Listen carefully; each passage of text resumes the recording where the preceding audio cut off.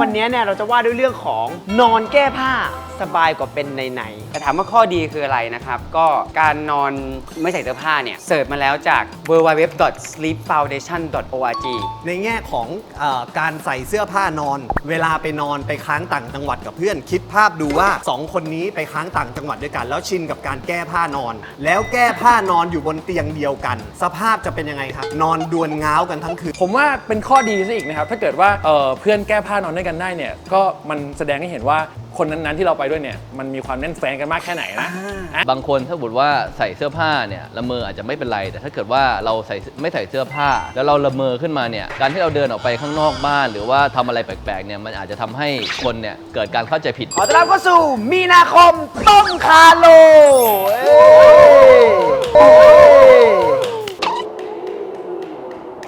นั่นก็คือการโต้คารมนั่นเองของช่องเราเป็นคอนเทนต์ใหม่ที่เกิดขึ้นนะครับเนื่องจากแก๊งเราเนี่ยก็ชอบถกเถียงกันแล้วก็นำเสนอความคิดเห็นกันแบบบางทีมันก็เสียงแตกเป็น2 ฝัก 2 ฝ่ายแล้วก็เลยเกิดเป็นคอนเทนต์ขึ้นมา ซึ่งวันนี้เนี่ยเราจะว่าด้วยเรื่องของนอนแก้ผ้าสบายกว่าเป็นไหนๆนี่2 ฝ่ายนะครับก็อย่างตามที่เห็นฝั่งนี้นะครับ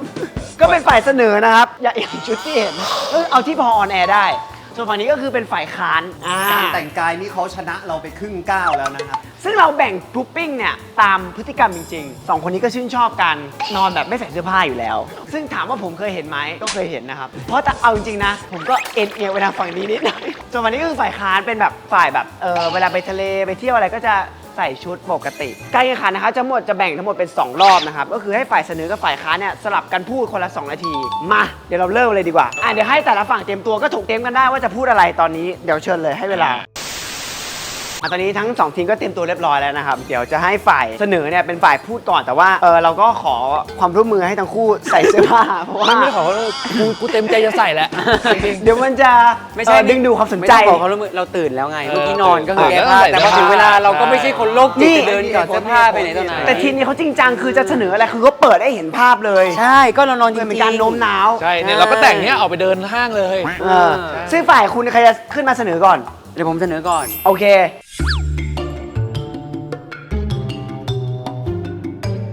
ก็คือว่านะครับการนอนแบบไม่ใส่เสื้อผ้าเนี่ยจริงๆแล้วมันมีข้อดีมากจึงอยากจะเปิดด้วยข้อเสียเลยต่อให้เท่าที่คิดออกตอนนี้เนี่ยนะก็คืออาจจะดูแบบว่าดูเป็นคนไม่มีตังค์เพราะว่าไม่มีเสื้อผ้าใส่นอนหรือเปล่าแต่จริงๆแล้วนะครับก็คือที่นอนเราแพงเราเก็บตังค์ไปให้ที่นอนเราแพงอยู่แล้วฉะนั้นเนี่ยก็เลยคิดข้อเสียได้แค่นี้จริงๆแต่ถามว่าข้อดีคืออะไรนะครับก็การนอนไม่ใส่เสื้อผ้าเนี่ยเสิร์ชมาแล้วจาก www.sleepfoundation.org นะครับได้มีรีเสิร์ชออกมานะครับว่าการนอนไม่ใส่เสื้อผ้าเนี่ยมีผลดีต่อเราอย่างไรบ้างมีอยู่3 ข้อนะครับข้อแรกคือจะเพิ่มความมั่นใจให้เราเกี่ยวกับรูปร่างของเราจะทำให้เราเนี่ยมีความรักในตัวเองรักในรูปร่างของตัวเองข้อที่2ก็คือจะทำให้การนอนของเราเนี่ยลึกขึ้นหลับลึกขึ้นและหลับได้ยาวนานขึ้นถึง 7-9 ชั่วโมงอย่างที่เขาแนะนำไว้เนี่ยก็จะได้รับผลที่ดีนะครับแล้วก็อีกเรื่องหนึ่งถ้าใครมีคู่ถ้าเราแบบนอนกับคู่ของเราอย่างเงี้ยการที่เรานอนไม่ใส่เสื้อผ้าคู่จะทำให้ความรักเนี่ยมีแนวโน้มที่จะแน่นแฟนมากขึ้น3 ข้อจาก Sleep Foundation นะครับนะอีกข้อหนึ่งอะไรนะโบ๊ทนะครับอีกข้อหนึ่งอะไรนะโอเคและอีกข้อหนึ่งนะครับที่อันนี้คือไม่ใช่ Sleep Foundation และอันนี้คือเรา2 คนเตรียมกันมาก็คือลองย้อนกลับไปสมัยบรรพบุรุษของเราสมัยก่อนการเลยก่อนที่เสื้อผ้าจะเกิดขึ้นมาเนี่ยพี่ดูว่าบรรพบุรุษของเรานอนที่ไหนครับในป่าในเขาในถ้ำภูมิคุ้มกันความแข็งแรงของร่างกายของเขาในสมัยนั้นกับในสมัยนี้ต่างกันขนาดไหนครับแค่นี้ก็รู้แล้วครับว่าการนอนใส่เสื้อผ้ากับไม่ใส่เสื้อผ้าอันไหนดีกว่ากันนะครับก็แนะนำเลยแล้วกันนะครับว่าให้ทุกคนนอนไม่ใส่เสื้อผ้านะครับเพื่อสิ่งดีๆเหล่านี้จะได้เข้าตัวคุณนะครับขอบคุณนะครับขอบคุณคุณศิรสันนะครับที่ขึ้นมาเสนอนะครับเกี่ยวกับการนอนไม่ใส่เสื้อก็คือมีการยกตัวอย่างเกี่ยวกับผลงานวิจัยด้วยก็คือทำให้เราภูมิใจในรูปร่างมากขึ้นนอนหลับลึกขึ้นข้อ3คือคู่รักของเราสามารถแบบกลมเกลียวเพิ่มความสัมพันธ์ที่ดีมากขึ้นอันนี้เมคเซนนะอันนี้เขาเสนอมาผมเห็นด้วยฝ่ายค้านนะครับใครจะส่งตัวแทนขึ้นมาก่อนในการค้านตรงนี้ก่อนนะพี่ต้นครับพี่ต้นครับ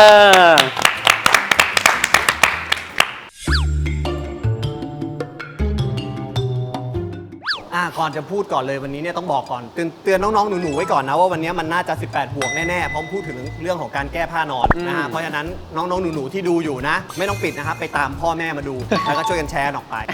จะได้มีพ่อแม่คอยเตือนนะอันนี้บอกไปก่อน อย่างที่บอกว่าเมื่อกี้เอาเงินไปซื้อที่นอนแพงๆใช่ไหมแพงแล้วไม่มีฝุ่นเหรอก็มีฝุ่นอยู่ดีเพราะฉะนั้นถ้าไม่ใส่เสื้อผ้ายังไงฝุ่นก็เข้าเรื่องไรฝุ่นเดี๋ยวจะถามทีมของผมนะครับเดี๋ยวจะมาขยายเรื่องของไรฝุ่นอีกทีหนึ่งทีนี้มีการอ้างเรื่อง sleepfoundation.org เพิ่มความมั่นใจใช่ไหมมีอยู่1ข้อช่วยเพิ่มความมั่นใจอยากให้ดูหน้าโบ๊ทมันมั่นใจไหมตอนนี้ หน้าโบ๊ทไม่ได้มั่นใจเลยหน้าโบ๊ทขอเสื้อใส่อยู่เมื่อกี้เพราะฉะนั้นมันไม่ใช่ทุกคนที่จะมั่นใจนะครับ แล้วที่บอกว่าสมัยก่อนเขาไม่ใส่เสื้อผ้านอนกัน เพราะสมัยก่อนเขาไม่มีเสื้อผ้าไงเขาไม่มีเสื้อผ้า แต่ทุกวันนี้มันมีแล้ว เพราะฉะนั้นมีคุณก็ควรจะใส่ ทุกวันนี้มีไฟแช็กให้ใช้ทำไมมึงไม่ไปจุดเตาอ่ะทำไมมึงไม่เอาไม้เหลาอย่างนี้ล่ะใช่ไหมล่ะเพราะมันเขาเรียกว่าวิวัฒนาการมันมีก็ต้องใช้นะครับทีนี้ในแง่ของการใส่เสื้อผ้านอนมันมีข้อดีอีกอย่างหนึ่งคือ เวลาไปนอนไปค้างต่างจังหวัดกับเพื่อนคิดภาพดูว่า2คนนี้ไปค้างต่างจังหวัดด้วยกัน แล้วชินกับการแก้ผ้านอน แล้วแก้ผ้านอนอยู่บนเตียงเดียวกัน สภาพจะเป็นยังไงครับ นอนดวลง้าวกันทั้งคืน หรือแม้แต่โบ๊ทที่วันรุ่งขึ้นจะต้องตื่นไปสอนเด็กไปค้างอ้างแรมกับเด็กไปเข้าแคมป์กับเด็ก ตื่นมาตอนเช้าแล้วไม่ทันแต่งแล้วเด็กเข้ามาแล้ว จะอ้างว่าอะไรครับแก้ผ้าอยู่ หรือแม้แต่เป็นบีฟที่จะต้องไปออกคอนเสิร์ตแล้วลืมใส่เสื้อผ้า วงลูปท็อปกลายเป็นวงลูปถ่วงเลยนะฮะอยากบอกเลยว่าเรื่องของการนอน ทุกคนมีรถยนต์แพงๆใช่ไหมทุกคนมีรถใช่ไหมราคาสูงใช่ไหมรถยนต์แพงๆยังต้องมีผ้าคลุม นับภาษาอะไรกับปิกาจูนุ่มๆจะไม่คลุมรักษามันไว้ครับโอ้โหพี่ต้นก็มีการปิดท้ายด้วยคำคมที่คมคายด้วยแล้วก็ทำให้เราเห็นภาพตามคู่นี้ในแต่ละเหตุการณ์มากๆ รวมไปถึงสั่งสอนเรื่องวิวัฒนาการของมวลมนุษยชาติด้วย ว่าเราผลิตสิ่งต่างๆขึ้นมาเพื่อให้ใช้ให้เราสะดวกขึ้น ต่อไปเป็นฝ่ายเสนอแล้วกัน ไม่หนักใจไม่หนักใจ เป็นไงมันหนักใจไหม ไม่หนักใจเพราะว่านี่อาจารย์เขาทำหน้าที่ของอาจารย์แล้วเรียบร้อย ขอถามนิดนึงว่า อาจารย์ถอดเสื้อนอนตั้งแต่อายุเท่าไหร่จำความได้ไหม ต้องแต่เกิดครับ เกิดมาใส่ใครใส่เสื้อ ใช่ ผ้า เกิดมาใครใส่เสื้อผ้า นี่ อยู่ในท้องแม่มีเสื้อผ้าให้ใส่ป่ะ เอ้ยอาจารย์เชิญครับอาจารย์เชิญครับเอ้ย เมื่อกี้นะครับฝ่ายค้านบอกว่าเรื่องฝุ่นใช่ไหมฮะก็ถ้าผมมีตังค์ซื้อเตียงได้แล้วอ่ะผมก็ซื้อเครื่องดูดฝุ่นก็ได้ปะ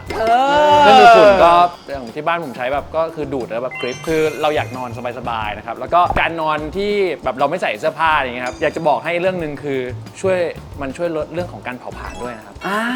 ใช่ เราเปิดแอร์เนี่ยแล้วเราแบบการที่เราไม่ใส่มันเป็นเหมือนการใช้เป็นการเบิร์นenergy ไปในตัวด้วยนะครับเวลาเรานอนถอดเสื้อผ้าเนี่ยนะครับคือได้ชื่อว่านอนเนี่ยมันก็คือต้องอยู่ในห้องที่ค่อนข้างจะเป็นส่วนตัวใช่ไหมครับเรื่องของ privacy เนี่ยสำคัญมากเพราะฉะนั้นถ้าต่อหน้าคนอื่นเนี่ยเราก็ใส่อยู่แล้วแต่ว่าถ้าสมมติว่าเราบัญญัติห้องนอนคือห้องที่มีความเป็นส่วนตัวเนี่ยอันนี้มันเป็นเรื่องที่ผมว่าเราสามารถที่จะทำได้นะเพราะว่าการแก้ผ้านอนเนี่ยผมรู้สึกว่ามันก็เป็นเรื่องที่แบบว่าเป็นรสนิยมนะครับแล้วก็ถ้าสมมุติว่าอ้างอิงตามข้อดีที่ฝ่ายเสนออย่างพี่บีฟที่เสนอมาเนี่ยก็จะเห็นว่าเราไม่เห็นจำเป็นต้องใส่เสื้อก็ได้ถ้าเราอยู่ในห้องนอนถัดมานะครับที่ฝ่ายค้านเนี่ยบอกว่ามีไฟแช็กแล้วทำไมต้องไปอะไรนะไปจุดเองอยู่อะไรอย่างเงี้ยนะครับคือบางอย่างเนี่ยครับวิวัฒนาการที่สูงขึ้นเทคโนโลยีที่ดีขึ้นก็อาจจะทำให้ชีวิตเราสบายขึ้นใช่ไหมครับพฤติกรรมบางอย่างเนี่ยมันเป็นเรื่องของความสบายใจครับคือถ้าเกิดว่าเราสบายใจที่เราจะแก้ผ้าแล้วเรารู้สึกว่าเรามีอารมณ์ที่ดีนะฮะแล้วเราก็มีอารมณ์อย่างอื่นด้วยเนี่ยนะฮะ ก็สามารถที่จะทำได้ผมก็คิดว่าตรงนี้นะฮะไม่เป็นปัญหาอยู่แล้วนะครับแล้วก็มีเรื่องแบบว่าที่เป็นแบบค้างต่างจังหวัดอะไรอย่างงี้ใช่ไหมครับผมว่าเป็นข้อดีซะอีกนะครับถ้าเกิดว่าเพื่อนแก้ผ้านอนด้วยกันได้เนี่ยก็มันแสดงให้เห็นว่าคนนั้นๆที่เราไปด้วยเนี่ยมันมีความแน่นแฟ้งกันมากแค่ไหนนะมันมีความสนิทกันมันถึงจะสามารถแก้ผ้าด้วยกันได้อะไรอย่างนี้นอนด้วยกันได้นะครับสุดท้ายเนี่ยที่ว่ารถยนต์ยังมีผ้าคลุมปิกาจูนุ่มๆนะฮะทำไมถึงไม่มีอะไรคลุมฮะแต่ถ้าคิดดูนะฮะถ้าปิกาจูเราไม่นุ่มแล้วเราจะหาอะไรหุ้มทำไมฮะนี่คมเลยเอาอ่ะโอ้โหไม่ได้เชื่อฮะการโต้วาทีกันวันนี้คือเข้มข้นมากแล้วก็แก้ต่างกันได้อย่างแบบ ครบทุกประเด็นเลยนะครับประเด็นวิวัฒนาการอันนี้เขายกตัวอย่างมาแล้วก็ตอบโจทย์ได้รวมไปถึงในแง่การทำลายกำแพงกับเพื่อนด้วยไปต่างจังหวัดเราแก้ผ้านอนด้วยกันก็เป็นเรื่องดี มองเป็นข้อดีก็ถามว่าช่วยไหมก็ช่วย เพราะผมก็เคยทำมาแล้วนะฮะ จริง อันนี้ก็เห็นด้วยแต่ว่าเหลือฝ่ายค้านขึ้นมาค้านข้อใหม่ อันนี้เป็นตัวเก่งของเรานะฮะนี่ import มาจากจีน มาแล้วครับอ่ะ ก็กราบสวัสดีผู้ชมทุกท่านนะครับ นี่ ก็ผมจากทีมก็วาทีฝ่ายค้านเรามีความเชื่อว่าการนอนใส่ชุดนอนเนี่ยเป็นสิ่งที่ดีนะครับฝ่ายที่บอกว่าแก้ผ้ามันเมื่อกี้นี้เขาบอกว่าเขามีเครื่องดูดฝุ่นใช่ไหมครับแต่ว่าฝุ่นบางตัวเนี่ยมันเล็กมากที่เราไม่สามารถเห็นได้และอีกอย่างหนึ่งฝุ่นพวกนี้นะครับมันจะเข้าไปในร่างกายเราทางรูขุมขนยิ่งรูขุมขนเราเปิดมากเท่าไหร่เนี่ยมันก็ยิ่งเข้าไปมากเท่านั้นทำให้ร่างกายของเราเนี่ยอาจจะแบบผิดปกติได้อีกอย่างหนึ่งฝุ่นพวกนี้ไม่เพียงแต่ฝุ่นตัวเตียงหรือตัวอะไรก็ตาม ถ้าเรานอนเนี่ยแล้วเราไม่ใส่เสื้อผ้าแล้วมันเสียดสีไปเรื่อยๆเนี่ยจากความนุ่มของพวกเขาที่มีอยู่เนี่ยมันจะอาจจะเปลี่ยนเป็นความดำได้ ก็ทุกคนก็ต้องดูแลส่วนนี้ให้ดีด้วยนะครับอีกอย่างหนึ่งเรื่องรสนิยมนะครับผมคิดว่าการที่เราใส่เสื้อผ้าเนี่ยมันก็เป็นรสนิยมอย่างหนึ่งแล้วก็ชุดนอนเนี่ยมันก็มีอีกหลายๆอย่างที่มีทั้งชุดนอนที่ดีแล้วก็นุ่มแล้วก็สบายแล้วทำให้ร่างกายของเราเนี่ยได้รับการแบบ protection ได้อย่างดีนะครับทำให้เรานอนสบายยิ่งขึ้นแล้วก็มีอีกอย่างหนึ่งที่ผมรู้สึกว่ามันอาจจะเป็นปัญหาสำหรับคนที่นอนแล้วเกิดการละเมอบ่อยๆเนี่ยบางคนถ้าสมมติว่าใส่เสื้อผ้าเนี่ยละเมออาจจะไม่เป็นไรแต่ถ้าเกิดว่าเราไม่ใส่เสื้อผ้าแล้วเราละเมอขึ้นมาเนี่ยการที่เราเดินออกไปข้างนอกบ้านหรือว่าทำอะไรแปลกๆเนี่ยมันอาจจะทำให้คนเนี่ยเกิดการเข้าใจผิดได้อย่างเช่นถ้าสองคนนี้นะครับไม่ใส่เสื้อผ้าแล้วละเมอเนี่ยเดินออกไปนอกบ้านเนี่ยมันก็จะเป็นปัญหาไม่เป็นเพียงแต่ว่าตัวเรานะครับมันจะเป็นปัญหากับสังคมภายนอกด้วยผมเลยคิดว่าการใส่เสื้อผ้าเนี่ยมันโปรเทคทั้งตัวเราและคนอื่นๆในสังคมของเราครับขอบคุณครับขอบคุณครับ ทีนี้ฝ่ายค้านเนี่ยก็ไปถึงเป็นปัญหาสังคมแล้วนะครับหมายถึงว่าสองคนนี้อาจจะก่อปัญหาสังคมได้ในแง่ว่ากรณีที่เขาถอดเสื้อแล้วเขาละเมอแล้วเดินออกไปหน้าบ้านแล้วเพื่อนบ้านเห็นเขาทงเทงก็เป็นไปได้ตอนนี้ทั้งสองฝ่ายก็เสนอแล้วก็ค้านกันมาเรียบร้อยแล้วก็คือมีเหตุผลที่ฟังขึ้นเข้าท่าทั้งคู่ซึ่งตกใจนะทั้งคู่มันดูจริงจังและดูเดือดมากนะทั้งสองฝ่ายแบบมีการเตรียมตัวมาอย่างดีนี่ผมฟังแล้วก็แบบเฮ้ยตอนนี้ก็เป็นหน้าที่ของผู้ชมทุกคนนะครับที่ฟังมาตั้งแต่ต้นเนี่ยมาตัดสินกันว่าคุณอยู่ฝ่ายไหนเดี๋ยวเราจะไปรวบรวมในคอมเมนต์กันแล้วก็มาบอกผลพวกเขานี่แหละเดี๋ยวมาสรุปจากคอมเมนต์แล้วกันเดี๋ยวก็สรุปในคอมมูนิตี้ให้เอาเป็นว่าทั้งคู่ก็มีเหตุผลของแต่ละฝ่ายเนอะรู้สึกไงบ้างวันนี้โต้วาทีครั้งแรกหนุกไหม ที่คิด รู้สึกโหง เพราะว่าไม่ใส่เสื้อผ้าตอนแรก แต่กลัวฝั่งนู้นเปิดตัวแก้ผ้ามาเราหวั่นเหมือนกัน แต่พอเห็นหน้าไม่มั่นใจแล้วเราก็ไม่หวั่นแล้ว ไม่ใช่พี่ต้น ก็คือคิดโจทย์ครั้งหน้าออกแล้วโกนหัวหรือไม่โกนหัวดีกว่า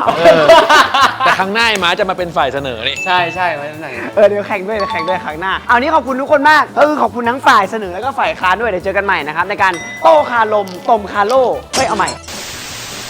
มีนาคมต้มคาโลครั้งหน้านะจ๊ะ เจ้าชื่อ รถยนต์แพงๆ ยังต้องมีผ้าคลุม นับภาษาอะไรกับปิกาจูนุ่มๆ จะไม่คลุมรักษามันไว้ครับ แต่ถ้าคิดดูนะฮะ ถ้าปิกาจูเราไม่นุ่ม แล้วเราจะหาอะไรหุ้มทำไมฮะ นี่คอมเอ้ย